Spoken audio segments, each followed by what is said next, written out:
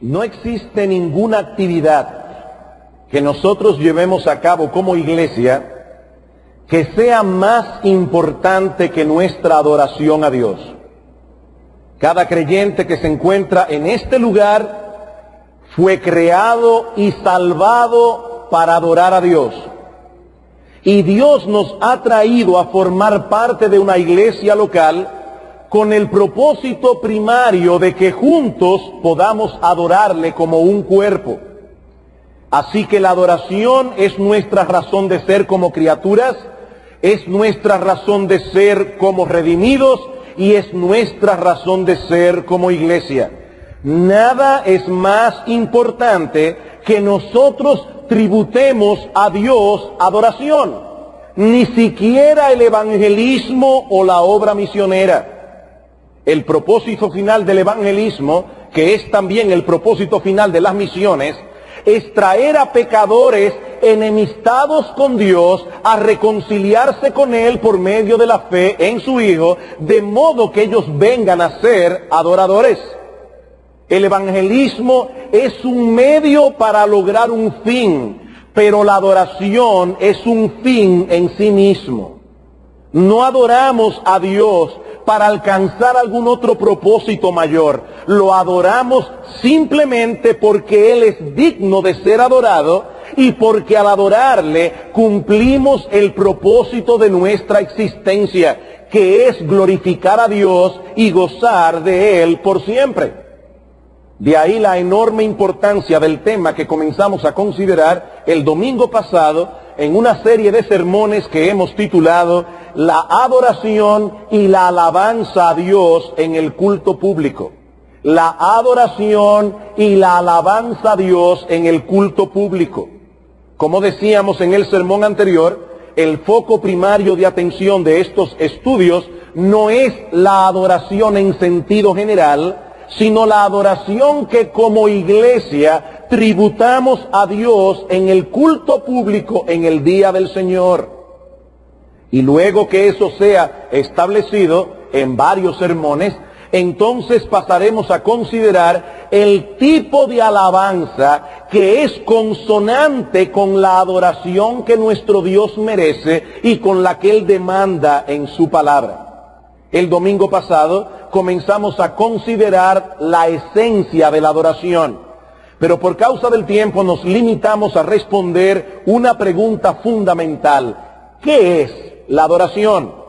A lo que respondimos de la manera más simple posible para que aún los niños que están en medio nuestro puedan recordar esta definición, que adorar no es otra cosa que rendir honor a un ser superior. Niños, ¿qué es la adoración? Es rendir honor a un ser superior. Para nosotros, los cristianos, que creemos que existe un solo Dios vivo y verdadero, que se ha revelado al hombre a través de su creación y a través de su palabra, y que ha diseñado un plan de salvación a través de la encarnación, muerte y resurrección del Señor Jesucristo, adorar es rendir tributo, honor, reverencia, respeto, alabanza y gloria a ese único Dios vivo y verdadero. A medida que avancemos en estos mensajes, nosotros vamos a continuar enriqueciendo esta definición, incluyendo otros aspectos. Pero por el momento, esta es suficiente para nuestro propósito de explicar cuál es la esencia de la adoración. Pero ahora debemos dar un paso más adelante y considerar otra pregunta tan relevante y tan fundamental como la primera. ¿Cuáles son los elementos indispensables de la verdadera adoración? ¿Cuáles son los elementos indispensables de la verdadera adoración?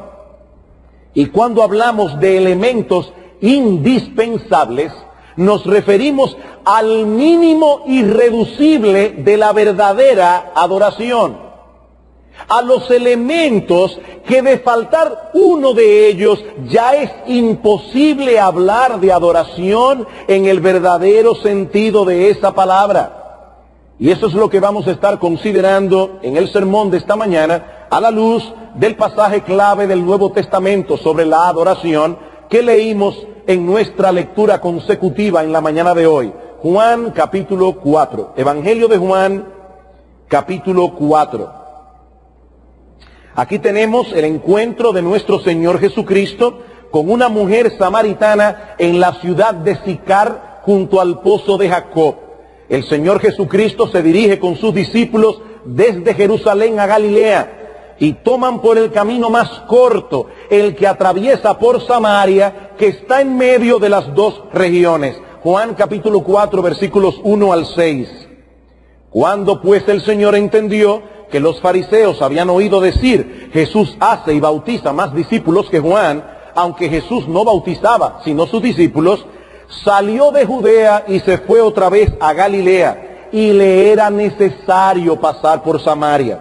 Vino pues a una ciudad de Samaria llamada Sicar, junto a la heredad que Jacob dio a su hijo José, y estaba allí el pozo de Jacob. Entonces Jesús, cansado del camino, se sentó así junto al pozo, y era como la hora sexta. Para entender el resto de este relato, debemos conocer algo del trasfondo histórico y religioso de los samaritanos. Los samaritanos son el resultado de una raza híbrida, es decir, mezclada, producto de la mezcla de judíos y de paganos que poblaron ese territorio cuando las 10 tribus del norte de Israel cayeron en manos del rey de Asiria en el siglo VIII antes de Cristo. La mayoría de estos judíos fueron llevados en cautiverio a Asiria. Y como la tierra fue repoblada por habitantes de otras naciones que también estaban bajo el poder de Asiria, los pocos judíos que se quedaron allí se mezclaron con estos paganos, produciendo no solo una raza híbrida, sino también una religión híbrida. Vayamos por un momento al segundo libro de Reyes, capítulo 17.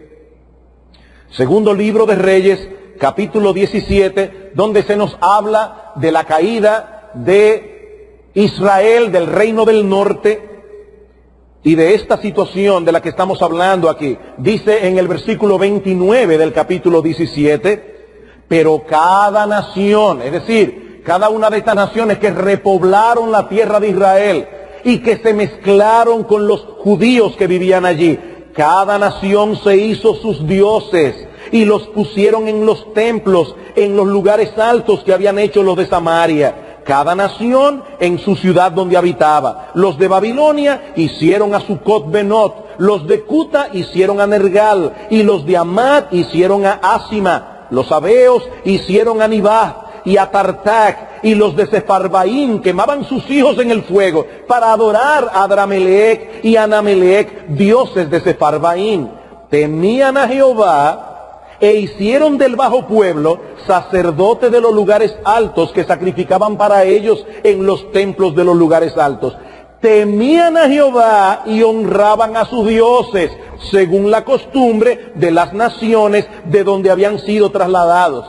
Pero escuchen el comentario del escritor bíblico, dice, hasta hoy hacen como antes, ni temen a Jehová, ni guardan sus estatutos, ni sus ordenanzas, ni hacen según la ley y los mandamientos que prescribió Jehová a los hijos de Jacob, al cual puso el nombre de Israel. Ellos decían que temían al Señor, pero evidentemente eso no era así. Así que estos eran los samaritanos, personas que pretendían adorar al Dios de Israel, pero a través de un sincretismo religioso, a través de una mezcla fatal de verdad y error. Más adelante los samaritanos construyeron su propio templo en el monte Gerizim, que rivalizaba con el templo de Salomón. Y ellos solo aceptaban como inspirados los primeros 5 libros de la Biblia, es decir, los primeros 5 libros de Moisés, Génesis, Éxodo, Levítico, Número y Deuteronomio, y rechazaban el resto del Antiguo Testamento. Esto provocó una fuerte enemistad entre judíos y samaritanos que se fue agudizando con el tiempo. Y era tal el odio que existía entre estos dos pueblos en los días de Cristo, que algunos judíos preferían cruzar el río Jordán cuando ellos iban de Jerusalén a Galilea o viceversa, con tal de no pasar por Samaria, que era el camino más corto. Es por eso que la mujer samaritana se sorprende cuando Cristo le pide de beber. Juan capítulo 4, una vez más. Juan capítulo 4, versículos 7 al 9.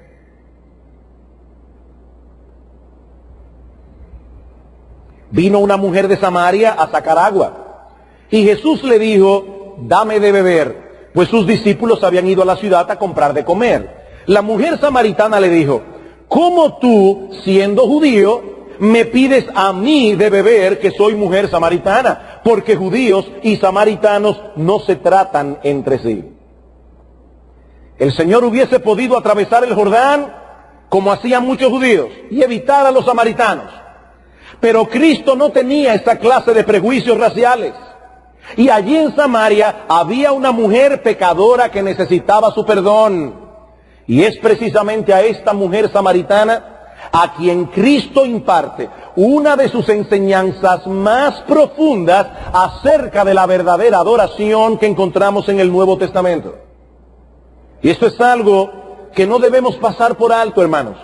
El Señor no escogió hablar de la adoración en un retiro espiritual en lo alto de una montaña, o a un grupo de personas escapistas tendientes al misticismo. No. Aquí lo encontramos sediento en un territorio enemigo y hostil, hablando con una mujer inmoral sobre la verdadera adoración. ¿Y saben qué nos enseña esto, hermanos y amigos? Entre otras cosas, que la adoración a Dios es algo que tiene que ver con la vida real. La adoración se desarrolla en medio de necesidades físicas como la que Cristo tenía en este momento. En un mundo donde existen los conflictos raciales, donde hay personas adúlteras como esta mujer samaritana. No se trata de algo místico y etéreo. No se trata de algo que ocurre únicamente en un contexto particular, en un edificio diseñado especialmente para esos fines, y en medio de una serie de elementos cuidadosamente escogidos para producir en nosotros un éxtasis religioso. No. La adoración a Dios es algo que tiene que ver con tu vida y con mi vida, tal como la vida es en verdad. El Señor escogió a una mujer ramera para hablarle de la verdadera adoración. Y toma como punto de partida para su instrucción una necesidad física y la petición de un favor. Dame de beber. Así comenzó el Señor, un proceso de enseñanza, a través del cual irá llevando a esta mujer de Samaria de asombro en asombro. Lo primero que sorprende a esta mujer es que Cristo se dirija a ella directamente y le pide un favor. Porque en esos días los hombres no solían hablar con una mujer en la calle. Y para colmo de males, este no era un hombre cualquiera, era un judío. Versículo 9, ¿cómo tú siendo judío me pides a mí de beber, que soy mujer samaritana? Es como si ella estuviera diciendo, yo tengo dos cosas en contra mía, soy mujer y soy samaritana. ¿Cómo es que tú me pides de beber? Pero en vez de responder a su pregunta, el Señor la conduce a un nivel más profundo de asombro, más profundo de sorpresa. Versículo 10. Respondió Jesús y le dijo, si conocieras el don de Dios, y quién es el que te dice, dame de beber, tú le pedirías, y él te daría agua viva. No te sorprendas, mujer, de que yo te pida de beber. Lo sorprendente es que tú no me lo pidas a mí. Si tú supieras quién soy yo y el don divino que he venido a ofrecer, los papeles se habrían invertido. Tú me pedirías a mí de beber y yo te daría agua viva. En ese momento la mujer todavía no entiende ¿Qué es lo que el Señor está tratando de decirle? Versículo 11. La mujer le dijo, Señor, no tienes con qué sacarla y el pozo es hondo. ¿De dónde pues tienes el agua viva? ¿Acaso eres tú mayor que nuestro padre Jacob, que nos dio este pozo del cual bebieron él y sus hijos y sus ganados? Respondió Jesús y le dijo, cualquiera que bebiere de esta agua volverá a tener sed. Mas del agua que el que bebiere del agua que yo le daré, no tendrá sed jamás, sino que el agua que yo le daré será en él una fuente de agua que salte para vida eterna. Esta mujer se sorprende por la oferta, porque el Señor no tenía un cántaro para sacar agua del pozo. Pero Cristo le hace ver que lo sorprendente de su oferta no radicaba en el hecho de que él no tuviera un cántaro, sino que el agua que él ofrecía quitaba la sed para siempre. Eso es lo sorprendente. El que bebiere del agua que yo le daré, no tendrá sed jamás. Más aún, será en él una fuente de agua que salte para vida eterna. En otras palabras, será suficiente para saciarte a ti y al mismo tiempo te convertirá en una fuente de la que otros podrán beber. Y nos preguntamos de qué agua es que el Señor está hablando aquí. Él mismo lo explicará más adelante en Juan capítulo 7. Juan capítulo 7, versículo 37. Aquí se está celebrando la fiesta de los tabernáculos. Y esa fiesta terminaba cuando los judíos iban al estanque de Siloé. Esa palabra Siloé significa el enviado. Y estos judíos iban con un cántaro en una procesión, tomaban agua del estanque de Siloé y la vaciaban a los pies del altar, como una especie de recordatorio de esa promesa que Dios había dado en el Antiguo Testamento, de que algún día vendría uno, el Mesías, que habría de dar a Israel fuente de agua viva. Y dice en Juan capítulo 7, versículo 37, que precisamente ese día, en el último y gran día de la fiesta, Jesús se puso en pie y alzó la voz diciendo, si alguno tiene sed, venga a mí y beba. En otras palabras, la sed de vuestras almas no se va a calmar practicando un ritual. Esa agua del estanque de Siloé simboliza el agua que yo le daré a aquellos que crean en mí. Juan capítulo 7, versículo 38. El que cree en mí, como dice la Escritura, de su interior correrán ríos de agua viva. Esto dijo del Espíritu que habrían de recibir los que creyesen en Él, pues aún no había venido el Espíritu Santo, porque Jesús no había sido aún glorificado. ¿Qué simboliza esa fuente de agua viva? Hermanos, esa agua no es otra cosa que la presencia permanente del Espíritu Santo obrando en los que creen. Es el Espíritu de Dios el que nos convence de pecado para guiarnos a Cristo. Es el mismo Espíritu que abre nuestros ojos para que nosotros veamos a Cristo como el único que puede salvar nuestras almas. Es ese Espíritu el que hace viva la palabra de Dios en nosotros, el que aplica oportunamente sus advertencias y sus promesas. Es el Espíritu el que nos ayuda a orar. Es el Espíritu el que nos mueve a la comunión con Dios. Es el Espíritu el que revela en el corazón del cristiano una imagen cada vez más clara, cada vez más dulce, cada vez más gloriosa de Cristo y de su gloria. De modo que nosotros podamos encontrar en Cristo y solo en Cristo un deleite cada vez mayor. Esa es el agua viva que satisface plena y permanentemente nuestra sed. Y era esa agua la que Cristo ofrecía a la mujer samaritana. Pero esta pobre mujer todavía no entiende el punto. Ella sigue sin comprender el alcance de la oferta. Así que irreflexivamente pide al Señor que le dé de esa agua. Versículo 15. La mujer le dijo, Señor, dame esa agua para que no tenga yo sed ni venga aquí a sacarla. ¡Wow! Yo quiero de esa agua, Señor. Me librará de muchos inconvenientes. Tristemente es así como muchos ven al Señor y al Evangelio, como una especie de remedio mágico para las tensiones y dificultades de la vida. Y algunos predicadores afianzan esta errónea impresión. Tienes problemas matrimoniales, tienes problemas con un hijo rebelde, tienes problemas de salud, acércate al Señor. Él te hará feliz, Él tomará tu carga, Él te consolará. Mi amigo, ciertamente nuestro Señor Jesucristo tomará nuestras cargas y ciertamente nuestro Señor Jesucristo nos consuela en medio de la aflicción. Pero no debemos ir a Cristo como si fuese una especie de psiquiatra todopoderoso. La razón primordial por la que tú debes acercarte al Señor es otra muy diferente. Muy diferente. Noten cómo Cristo responde a la petición de esta mujer. Versículo 16. Jesús le dijo, ¿tú quieres de esa agua? Ve, llama a tu marido y ven acá. Ve, llama a tu marido. ¿Quieres realmente del agua que yo te ofrezco? Ve, llama a tu marido. Versículo 17. Respondió la mujer y dijo, no tengo marido. Hasta ahora la mujer samaritana había sido muy conversadora.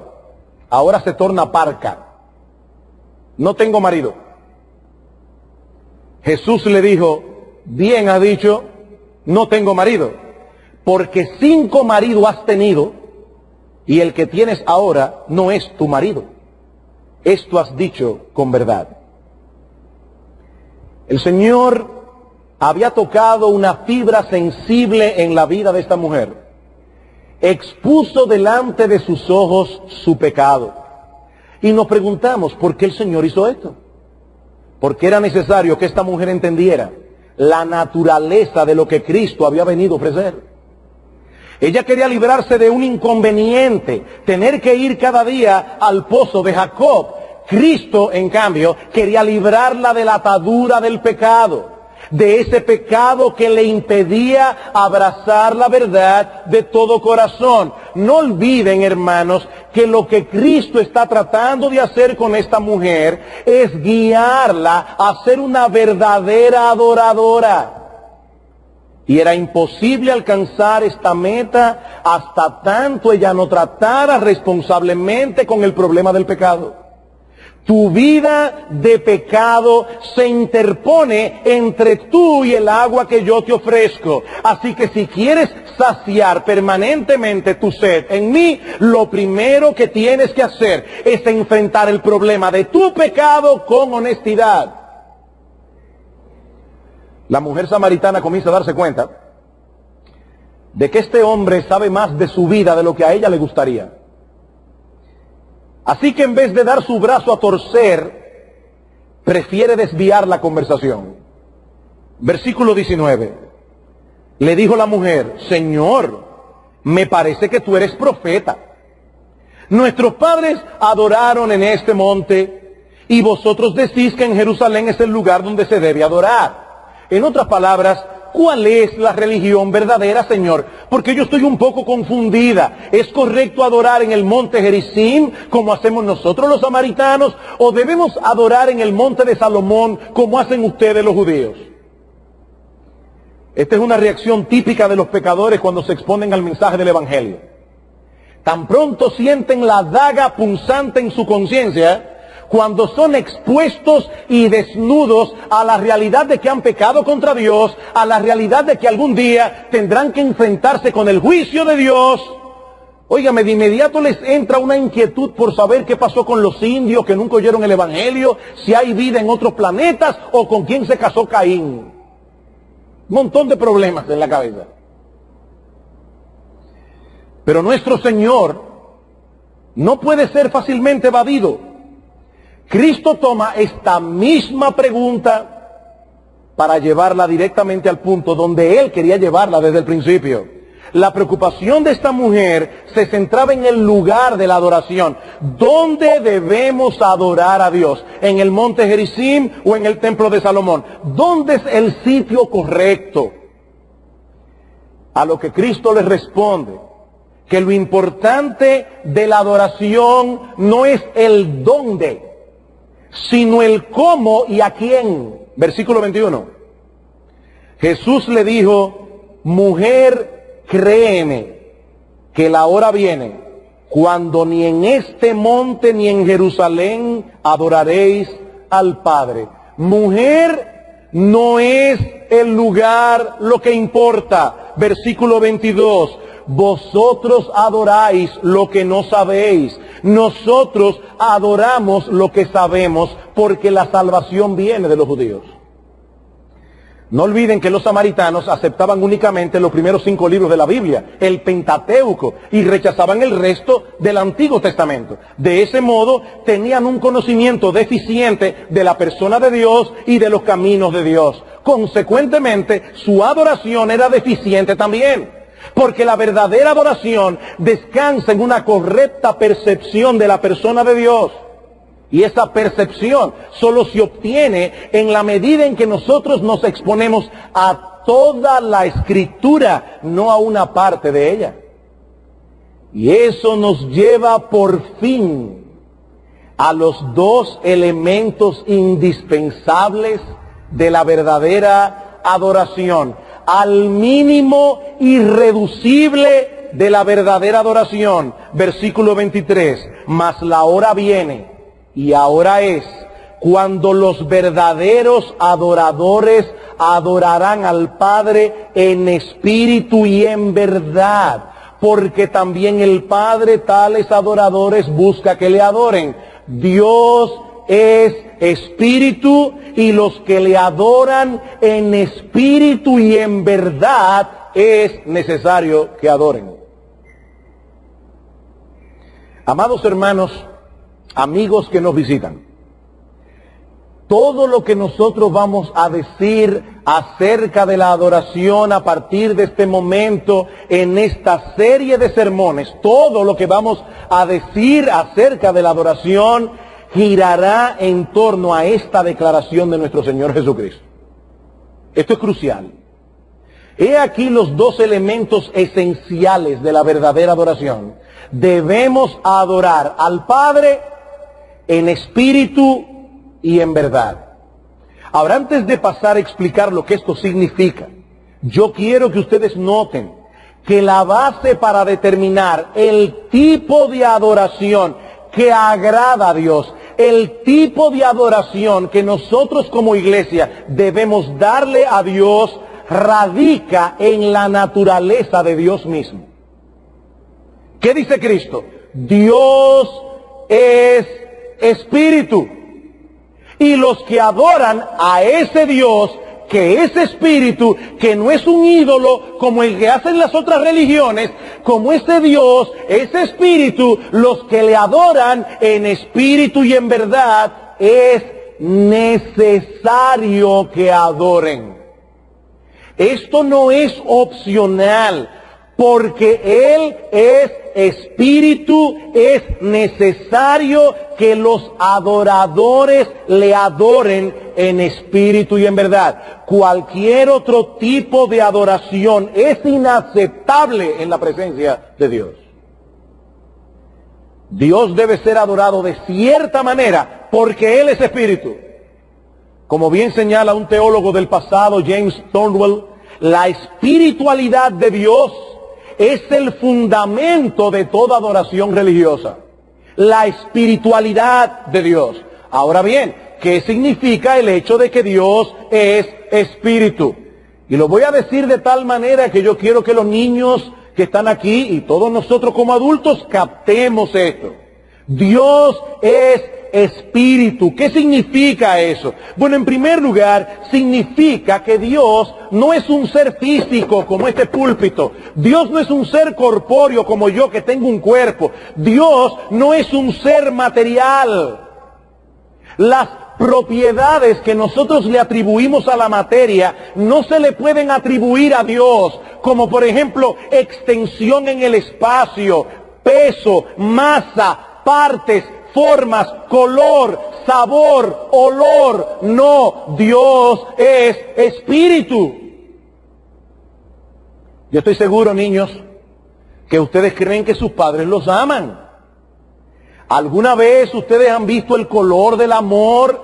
¿Han saboreado el amor? ¿Han olido el amor? No, porque el amor no es algo físico, no es algo material, pero es algo real, que está en el espíritu de vuestros padres. Así como ellos tienen un cuerpo, ellos también tienen un alma, un espíritu, y nuestro Dios es un espíritu sin cuerpo. Cuando Cristo se apareció a los discípulos después de la resurrección, ellos se espantaron y creían que estaban viendo un espíritu. ¿Y qué les dice Cristo? No, miren mis manos, ustedes me pueden palpar, que un espíritu no tiene carne ni huesos como veis que yo tengo. Así que el espíritu es un ser que no tiene cuerpo. La razón que Dios le da a su pueblo en Deuteronomio capítulo 4, versículo 15 al 19, para la prohibición de adorar imágenes, es el hecho de que ellos no vieron ninguna imagen de Dios cuando Él descendió al monte Sinaí para darles la ley. Si ellos adoraban una imagen física, ya no estaban adorando al Dios verdadero, porque Dios es espíritu. Eso negativamente. Él no tiene un cuerpo, Él no es material, Él no es físico. Ahora, positivamente, ¿qué significa el hecho de que Dios es espíritu? Lo que esto significa es que Dios es un ser personal. Que Dios es un ser personal. Cuando la Biblia habla de un espíritu, se refiere a un ser que posee los atributos de la personalidad, intelecto, voluntad, emociones, autoconciencia. Yo sé que esto que voy a decir ahora puede resultar chocante para muchas personas, pero yo tengo la plena convicción de que los animales, igual que nosotros, tienen alma. Más aún, yo creo que los animales piensan. No solamente que ellos se mueven por instinto, es que los animales tienen un proceso primitivo de razonamiento. Muy mínimo, muy pequeño, pero tienen razonamiento, ellos piensan. ¿Y cómo lo sabemos? O póngale una comida escondida a un perro en un sitio y él va a buscar la manera de saltar los obstáculos para llegar al alimento. Ahora, ¿saben qué es lo que el perro no tiene? Autoconciencia. En otras palabras, y esto va a ser un poco difícil para nuestros niños, pero yo creo que los adultos lo pueden entender. El perro piensa, pero él no piensa que piensa. Él no puede pensar en su pensamiento, él no puede razonar de esa manera, él no puede lograr un sistema complejo de pensamiento. Bueno, Dios es espíritu, Él es una persona que tiene intelecto, que tiene voluntad, que tiene emociones y autoconciencia. Así que, hermanos, nosotros debemos adorar a Dios de cierta manera, primero, tomando en cuenta que Él no es un ser corpóreo, que Él no es un ser físico, que Él no es un ser material, pero tomando en cuenta también que Él es una persona, Él no es una cosa, Él no es una fuerza impersonal, un algo misterioso que de alguna manera incide en este mundo material. No. Él es un ser perfecto, que posee un intelecto perfecto, que posee una voluntad perfecta y que posee emociones perfectas. Por eso, dice Cristo, debemos adorarle en espíritu y en verdad. ¿Y eso qué significa? No olvidemos, hermanos y amigos, el contexto en que ocurre esta declaración. La conversación de Jesús con una mujer de Samaria sobre el lugar apropiado de la verdadera adoración. ¿Recuerdan eso? Los samaritanos adoraban en el monte Gerizim. Los judíos adoraban en Jerusalén. ¿Cuál es el lugar, Señor? En vez de responder a la inquietud de esta mujer acerca del lugar de la adoración, el Señor le hace ver. Hermanos, esto que voy a decir ahora es importantísimo. El Señor le hace ver a esta mujer que su venida, la venida de Cristo, trajo consigo una discontinuidad radical tocante a este punto, ya que a partir de ahora el lugar no tendría la importancia que una vez sí tuvo. Mujer, créeme que la hora viene cuando ni en este monte ni en Jerusalén adoraréis al Padre. La hora viene, y Cristo subraya, y ahora es. La hora viene y ahora es cuando los verdaderos adoradores adorarán al Padre en espíritu y en verdad. En el Antiguo Testamento el pueblo de Israel debía tomar en cuenta muchos elementos externos en su adoración a Dios. Incluso hasta donde estaba ubicada la ciudad de Jerusalén. ¿Recuerdan ustedes cómo Daniel oraba en Babilonia con su rostro dirigido hacia Jerusalén? Los judíos tenían que tomar en cuenta el templo, el altar, los sacrificios, el incienso, la vestimenta de los sacerdotes, un montón de cosas externas. Ahora, hermanos, todas esas cosas externas, físicas, de la religión antiguo testamentaria, ¿a dónde apuntaban? ¿Qué simbolizaban? ¿Qué tipificaban? La venida del Mesías. Todas esas cosas señalaban a Cristo.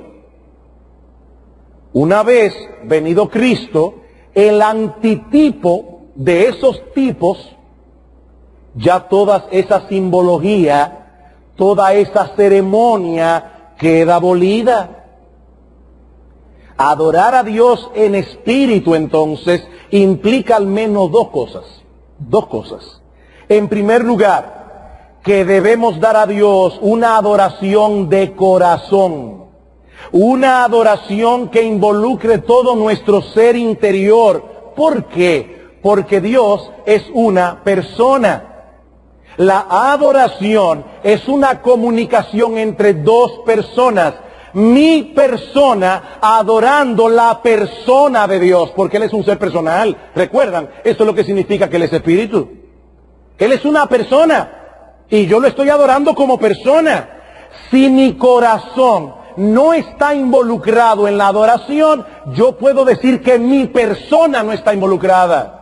Y por lo tanto, ahí no hay adoración. De ahí la reprensión de Dios a su pueblo a través del profeta Isaías, y de la que Cristo se hace eco en el Nuevo Testamento cuando le dice a los fariseos: hipócritas, bien profetizó de vosotros Isaías cuando dijo: este pueblo de labios me honra, mas su corazón está lejos de mí.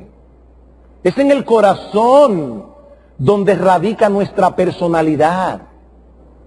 Cuando el corazón no está involucrado, mi persona no lo está. Y siendo que Dios es un ser personal, mi persona debe adorar su persona. Pero por el otro lado, adorar a Dios en espíritu implica también una adoración simple y espiritual. Una adoración simple y espiritual, a diferencia de la adoración del Antiguo Testamento, donde se hizo uso de muchos elementos simbólicos que, como ya vimos, apuntaban hacia la persona y la obra de nuestro Señor Jesucristo. Una vez venido Cristo, todos esos elementos físicos de la adoración perdieron vigencia. De eso es que trata la carta a los Hebreos, sobre todo capítulos 7, 8, 9 y 10. Todas esas ceremonias, todo el diseño del tabernáculo, todo eso, hasta la ropa de los sacerdotes, apuntaba hacia Cristo. Yo recuerdo la primera vez que yo fui a una iglesia cristiana. Con 17 años, yo era un ignorante absoluto, total, de todo lo que fuera religión.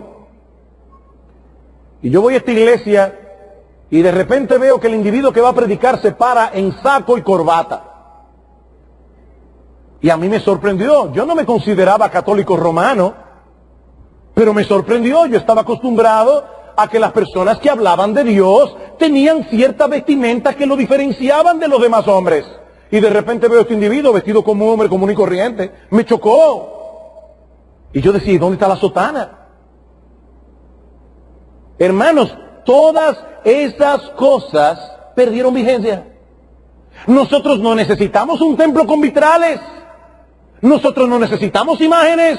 Nosotros no necesitamos incienso. Nosotros no necesitamos ninguna cosa física, ninguna cosa material para adorar a ese Dios que es espíritu. Dios es espíritu, y los que le adoran en espíritu y en verdad es necesario que adoren. Es a eso que se refiere el apóstol Pablo en Filipenses capítulo 3, versículo 3, cuando dice, porque nosotros somos la circuncisión, los que en espíritu servimos a Dios y nos gloriamos en Cristo Jesús, no teniendo confianza en la carne. ¿Dónde se hace la circuncisión? En la carne.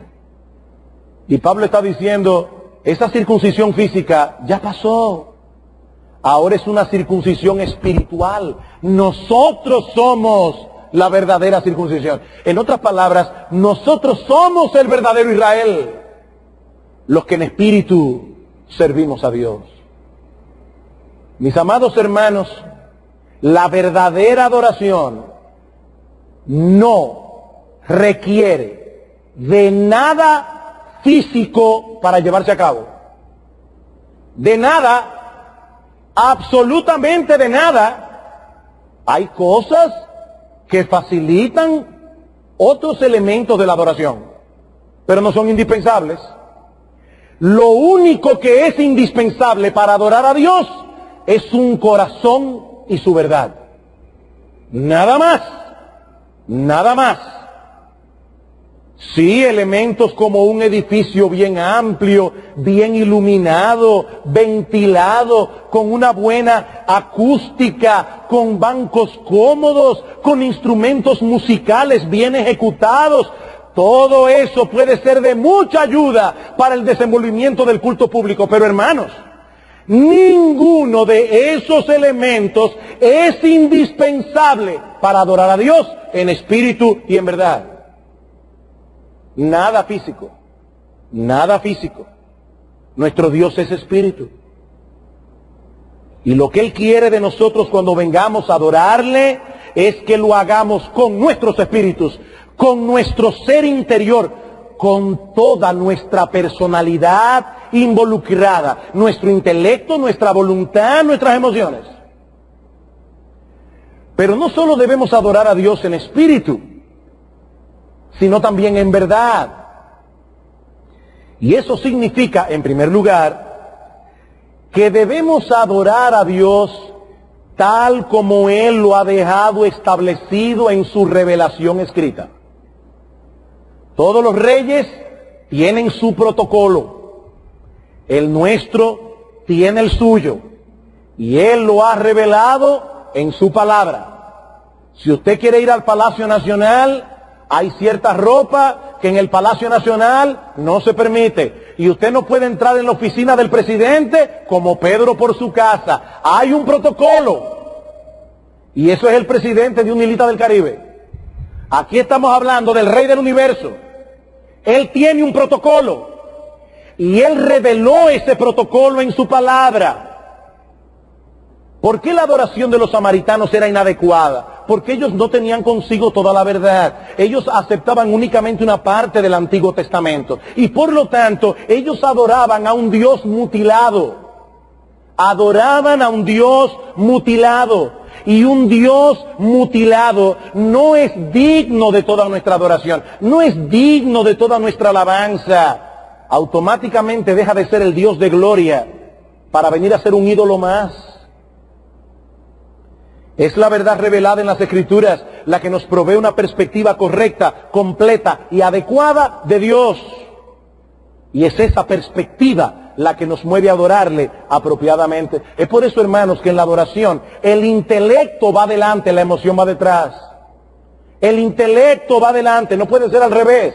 Cuando las emociones van delante, ¿saben qué ocurre? El intelecto es suprimido. Y cuando el intelecto es suprimido, ya no podemos entender la verdad. Estamos dándole a Dios una adoración pagana. En palabras más simples, sin verdad no hay adoración y la verdad se entiende con la cabeza. Muchas veces he citado, y no me cansaré de citarlo hasta que me muera, ustedes me lo van a tener que aguantar, la cita de Chesterton. Chesterton decía, cuando vamos a la iglesia, nos quitamos el sombrero, no la cabeza. El sombrero, no la cabeza. ¿Qué dice Pablo en Romanos capítulo 12? Así que, hermanos, os ruego por las misericordias de Dios, que presentéis vuestros cuerpos en sacrificio vivo, santo, agradable a Dios, que es vuestro culto racional. ¿Saben cuál es la palabra griega que se usa allí? Vuestro culto lógicón, de donde viene nuestra palabra lógico. Es un culto lógico. Por todo lo que he venido diciendo antes acerca del Evangelio, acerca de todo lo que Dios ha hecho por nosotros para salvación. Sobre la base de todo esto, dice Pablo, os ruego que presentéis vuestros cuerpos en sacrificio vivo, santo, agradable a Dios, que es lo más lógico que un ser racional puede hacer.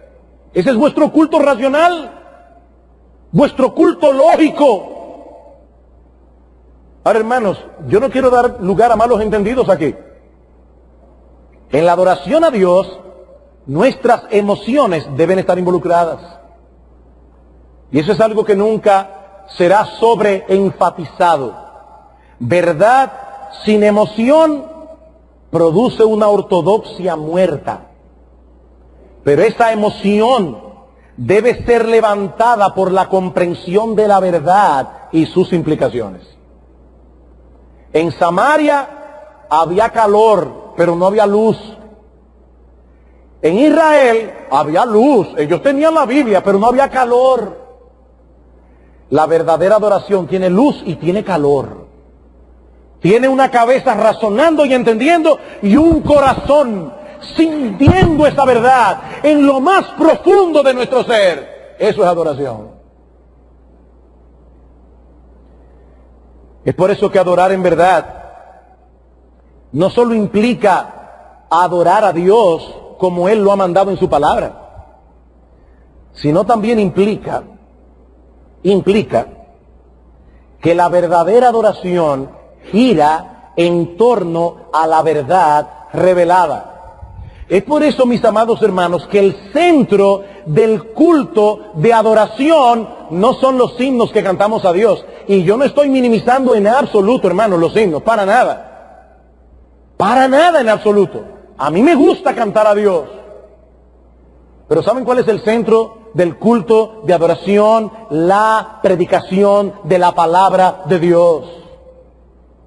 Porque de esa exposición de la palabra que alumbra el entendimiento es que el corazón se nutre para poder cantar himnos de alabanza a Dios con entendimiento y con el corazón. La adoración genuina descansa en la verdad, proclama la verdad. ¿Qué dice Pablo a Timoteo? Esto te escribo, aunque tengo la esperanza de ir pronto a verte, para que si tardo, sepas cómo debes conducirte en la casa de Dios, que es la iglesia del Dios viviente, columna y baluarte de la verdad. Eso es la iglesia, columna y baluarte de la verdad. Y me fascinó cómo lo expresa un autor llamado Terry Johnson. Él dice que en el culto público debemos leer la palabra, predicar la palabra, cantar la palabra, orar la palabra y administrar la palabra visible en la Santa Cena.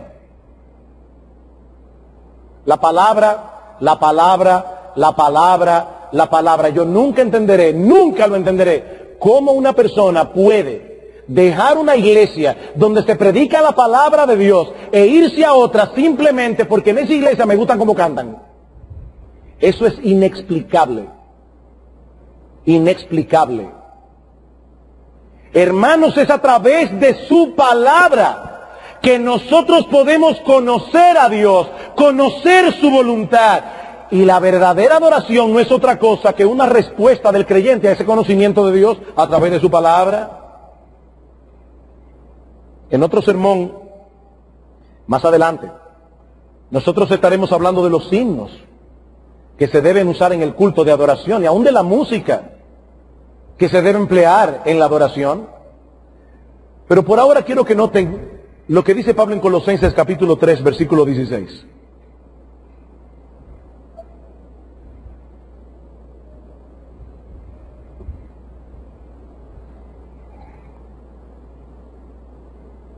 Colosenses 3:16. La palabra de Cristo more en abundancia en vosotros, enseñándoos y exhortándoos unos a otros en toda sabiduría, cantando con gracia en vuestros corazones al Señor, con salmos e himnos y cánticos espirituales. ¿Qué dice Pablo aquí?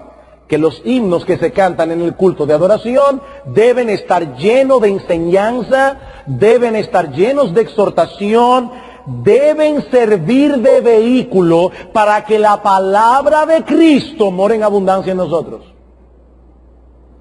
Un himno puede levantar las emociones porque la letra es emotiva, lo mismo que su música, y no hay nada malo en eso.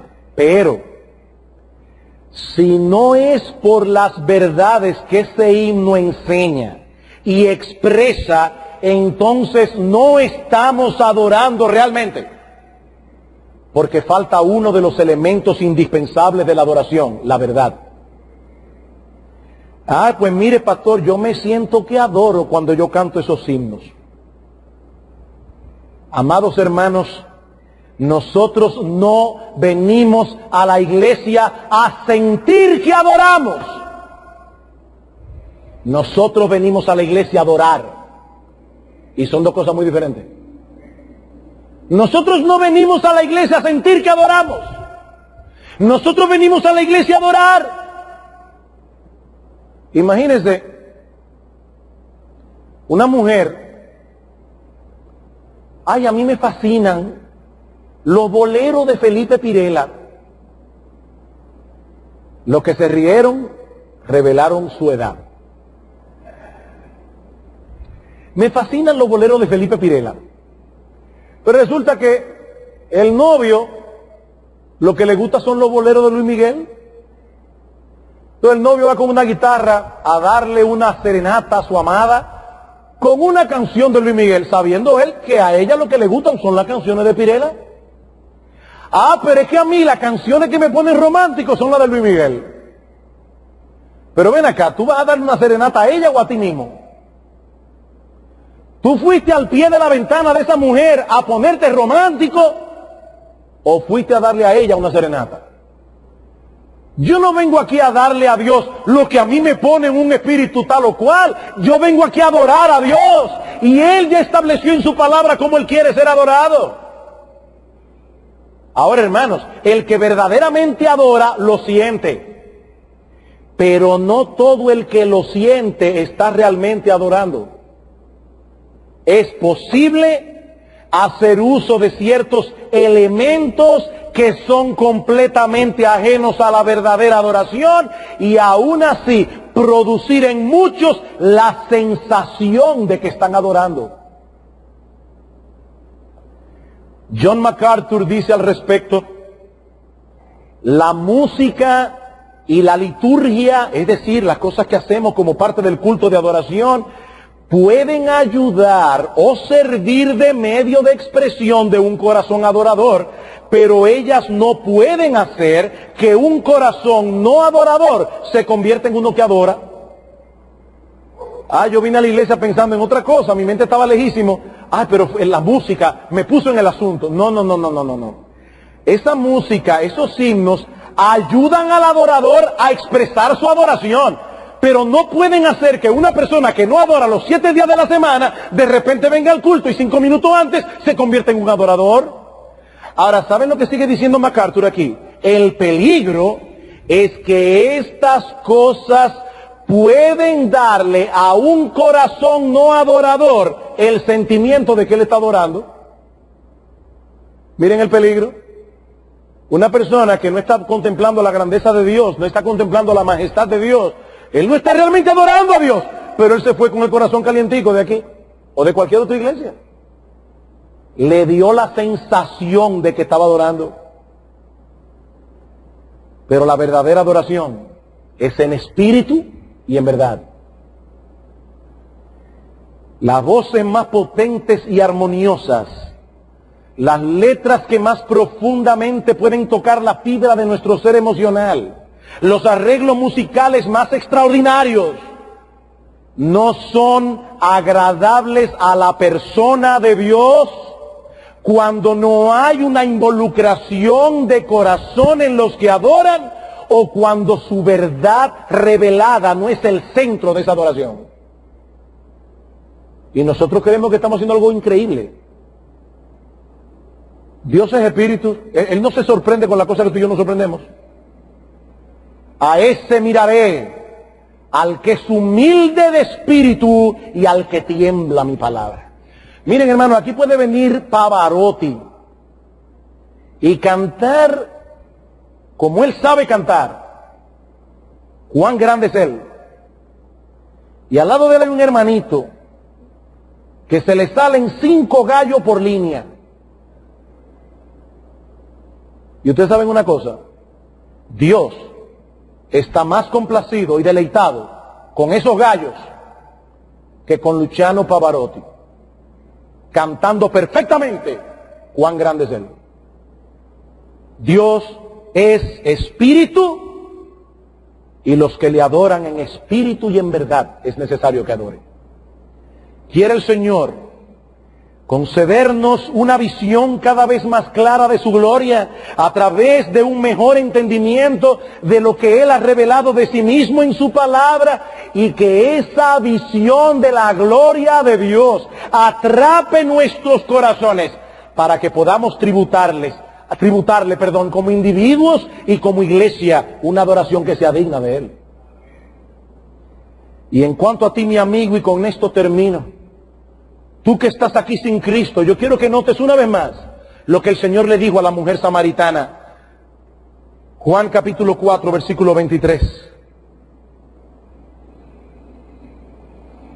La hora viene y ahora es, cuando los verdaderos adoradores adorarán al Padre en espíritu y en verdad, porque también el Padre tales adoradores busca que le adoren. Mi amigo, Dios está buscando pecadores para convertirlos en verdaderos adoradores. Pero para eso es necesario que te veas a ti mismo tal cual eres, como un pecador que necesita ser reconciliado con Dios, arreglando con Él tus cuentas pendientes. Y fue para hacer eso posible que Dios envió a su Hijo, nuestro Señor Jesucristo, a pagar en la cruz del Calvario la deuda de todos aquellos que Él vino a salvar. Y ahora anunciamos libremente en el Evangelio que hay salvación en Cristo para todo aquel que cree. De tal manera amó Dios al mundo que ha dado a su Hijo unigénito para que todo aquel que en Él cree no se pierda, mas tenga vida eterna. No deseches, mi amigo, el perdón de Dios que se te ofrece en Cristo, porque si experimentas el perdón de tus pecados, conocerás al Dios del cielo, te deleitarás en Él para siempre y unirás tu voz al coro de los redimidos, en quienes resuena el eco de las excelencias de Dios. Para eso fuimos creados, para glorificar a Dios y para gozar de Él por siempre. El que bebe de esta agua no tendrá sed jamás, sino que será en Él una fuente de agua que salte para vida eterna. Vamos a orar.